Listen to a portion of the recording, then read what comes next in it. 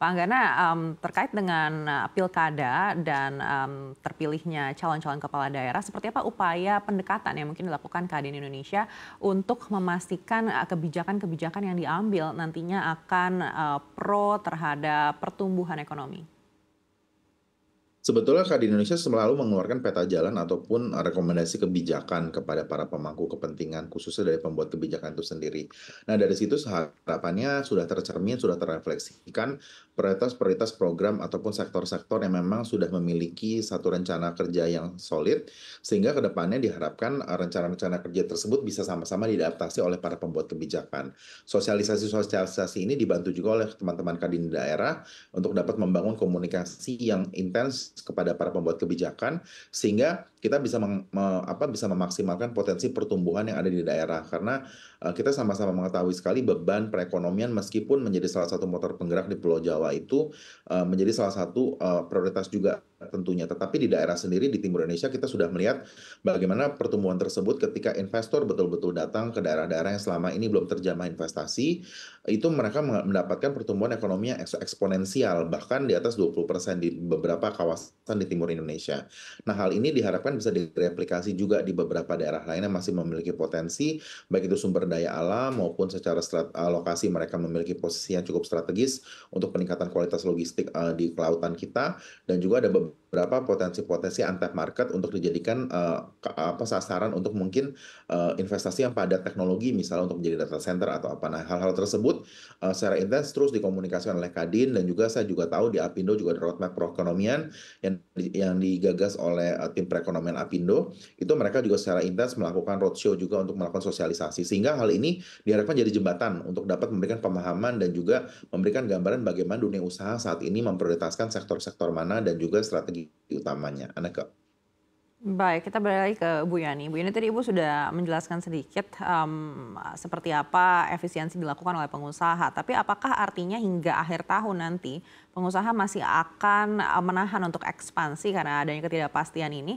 Atau sebenarnya setelah bulan November nanti mungkin ekspansi ini sudah bisa agresif dilakukan? Balik lagi, buat pengusaha sih tergantung. Kalau ekspansi, kalau memang pasarnya ada dan menguntungkan, dia nggak nunggu waktu, pasti akan dilakukan gitu. Nah, tapi secara umum kan kita lihat bahwa memang pasar hari ini masih menunggu. Kalau dilihat misalnya apakah November atau Desember, nah tergantung kita lihat lagi nih seberapa cepat pemerintah beradaptasi, bukan hanya dunia usaha yang harus beradaptasi, seberapa cepat pemerintah beradaptasi mengatasi situasi ekonomi yang tidak baik seperti ini gitu, mengambil kebijakannya. Kalau pemerintahnya langsung tancap gas, ya dunia usahanya juga pasti tancap gas. Kalau buat dunia usaha sederhana, begitu peluang ada, duit akan datang dengan sendirinya, investasi akan datang dengan sendirinya. Pasarnya ada, pasti udah datang. Jadi yang paling penting adalah ciptakan pasarnya dulu. Pasar diciptakan, kemudian daya belinya ada gitu. Nah, itu akan jalan gitu. Bagaimana menciptakan daya beli? Siapkan lapangan pekerjaan yang selama ini penganggurannya yang selama ini kan masalahnya nih pengangguran bukan hanya di level bawah, di kelas-kelas menengah orang-orang yang educated nih sekarang banyak sekali yang menganggur gitu. Coba dilihat deh di sekeliling kita. Di sekeliling saya aja, di sekeliling teman-teman, pabrikan semua pada efisiensi. Tingkat manajemen bukannya hanya tingkat buruh gitu. Kemudian teman-teman di dunia usaha yang lain manajerial juga yang di lay off gitu.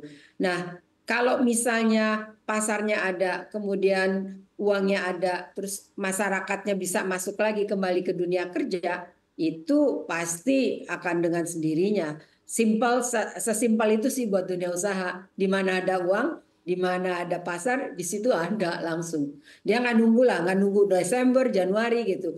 Nggak kayak politik. Politik ada waktunya kan. Kapan pendaftaran, kapan ini. Kalau dunia usaha malam juga ada kesempatan langsung gitu. Langsung pasti kita akan tambah lagi, kita berani panggilin orang lagi, investasi lagi, masuk gitu. Uangnya kalau perlu cari lagi dari mana. Termasuk perbankan, begitu lihat peluang, bank akan cepat lagi mengucurkan dananya gitu. Jadi kalau Baik. kalau dunia usaha paling praktis deh. Baik, tapi dari seluruh PR yang mungkin harus dipikirkan oleh pemerintah atau pemerintah daerah yang baru nanti, apa yang menurut Ibu ini wajib menjadi fokus yang potensinya akan sangat besar mempengaruhi dunia usaha?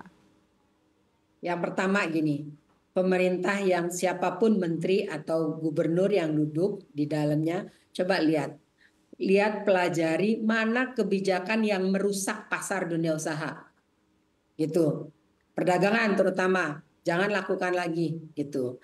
Kemudian mana kebijakan yang membantu pertumbuhan dunia usaha dan investasi, lakukan itu. Jadi kalau mau belajar nih calon-calon menteri dari sekarang, begitu masuk panggil orang-orang pinter duduk, panggil dunia usaha duduk, ini apa nih yang harus dilakukan. Nah saya kira itu paling tidak pejabat itu tidak mengganggu, ya, kalau syukur-syukur bisa memperbaiki, tidak mengganggu melalui kebijakan-kebijakan yang dibuat yang sangat short term tapi akibatnya long term. Itu yang saya kira yang perlu dilakukan secara umum gitu. Baik, kita akan bertanya secara khususnya ke Pak Anggana Gunawan. Pak Anggana, apa yang menjadi catatan Kadin Indonesia terkait dengan kebijakan-kebijakan yang harus menjadi fokus pemerintah yang baru nantinya? Sebetulnya kita jangan ada surprise-surprise aja intinya Bu Yani tadi sudah sampaikan very clear. Jadi memang kita melihat tren yang kami sangat sayangkan Anake kalau dengan segala hormat bahwa di dalam 3-4 bulan belakangan banyak sekali regulasi yang dikebut oleh pemerintah dan kadang-kadang hal tersebut mengabaikan inklusivitas dan juga konsultasi publik. Nah, seperti dalam beberapa ini mungkin Bu Yani ingat ya ada sempat tata kelola impor terkait bahan baku dan penolong. Itu sebetulnya maksudnya baik, kita punya prasangka baik lah ya bahwa itu sebetulnya untuk memberikan proteksi dan juga safeguard buat industri dalam negeri. Tetapi di saat yang bersamaan kita tidak bisa melepaskan diri dari rantai pasok global dan memang kita saling tolong menolong nih bahan baku dari mana, kita punya skill untuk assembling, kita punya manufacturing industry, nah tapi kita butuh bahan baku. Nah tetapi bahan baku itu diinterpretasikan secara yang lain gitu sebagai tanda petik yang bisa merusak pasar domestik misalnya. Tetapi itu nggak bisa kita hindarkan. Ketika situasi itu tidak dilihat dengan utuh, akhirnya menghasilkan produk regulasi yang diskriminatif, yang mengganggu sektor-sektor lainnya. Kita juga melihat bahwa ada PP Kesehatan kemarin yang baru diketok tanggal 26 Juli. Tanpa disadari, walaupun itu memfokuskan pada peraturan di sektor kesehatan, tetapi ternyata dampak turunan kepada sektor-sektor strategis padat karya, itu juga terjadi di sektor makanan minuman, manufaktur, dan juga industri hasil tembakau, ditambah lagi adalah terkait dengan produk olahan pengganti air susu ibu. Itu sebetulnya hal-hal ini yang sebetulnya kita perlu keseimbangan. Kita tidak pernah ya, saya yakin Bu Yani pemikiran sama, kita tidak pernah ingin dinomorsatukan ataupun seolah diprioritaskan seperti apapun. Tetapi kami butuh keseimbangan juga. Ketika kami dibebani sebagai penyerap tenaga kerja, kami dibantu sedikit dong. Jangan kami ditekan terus dengan yang berbagai regulasi. sajek-sajek bikin kebijakan Betul. hari ini harus jalan gitu. Kan Betul. penyesuaian di pabrik, penyesuaian di apa dunia usaha tuh butuh waktu juga gitu. Betul. Larangan seketika, nggak bisa gitu. Disosialisasi dipanggil dulu, kita akan bikin ini planningnya. Jadi ada perencanaan, betul niatnya baik gitu. Pelarangan produk manis yang tadi dibilang ya, food and beverage gitu loh. Tapi dikasih tahu sehingga kita juga punya waktu untuk adjust, untuk adaptasi. Nah ini yang memang tidak dilakukan. Saya mau nambah aja apa yang disampaikan oleh Angga ya enggak? Betul.